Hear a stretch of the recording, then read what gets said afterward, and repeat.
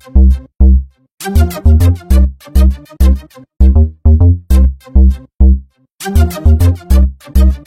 doute, le loup est de retour, en Bretagne en tout cas. Cela faisait près d'un siècle que l'animal n'avait pas été aperçu dans la région. Et comme partout ailleurs, la présence du loup n'est pas sans causer des débats sur place.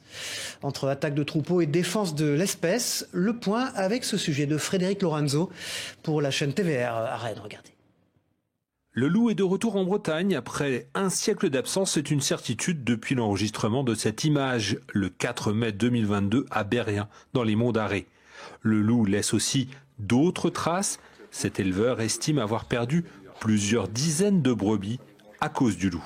Moi, j'ai eu déjà 5 attaques depuis le 15 décembre 2022 qui se sont soldées par plus de 25 animaux tués. Je sais que ce sont des attaques de loup pour plusieurs raisons. La première raison, c'est sur la façon dont l'animal a été consommé. Et ensuite, j'ai fait faire des analyses génétiques. En effet, à chaque attaque supposée de loup, les agents de l'Office français de la biodiversité enquêtent pour indemniser ou non l'éleveur. Mais les analyses génétiques ne sont pas systématiquement réalisées. Clairement, aujourd'hui, l'analyse génétique permet d'attester avec assurance que la prédation est bien liée à un loup ou pas. Donc il faut savoir que par exemple sur les 4 attaques que j'ai eues, il n'y a qu'une seule attaque qui a été attestée loup.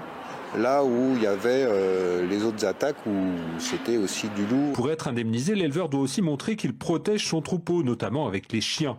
Pour cet élu, très impliqué dans le dossier loup, ces chiens sont inadaptés en Finistère. Ces chiens de protection, ils peuvent s'en prendre également aux humains. Alors quand c'est sur un chemin de randonnée à 2000 mètres d'altitude, parfois les maires ferment le chemin de randonnée, mais nous en Bretagne, si c'est une ferme qui est à 150 mètres du bourg de la commune, on ferme quoi? Ce que je souhaiterais, c'est que ce temps qui nous est imparti avant que la catastrophe arrive, c'est que il soit mis en place une étude d'impact. L'arrêté du 19 juillet 2019 fixe une indemnisation entre 58 et 720 € par brebis, selon la qualité de la bête.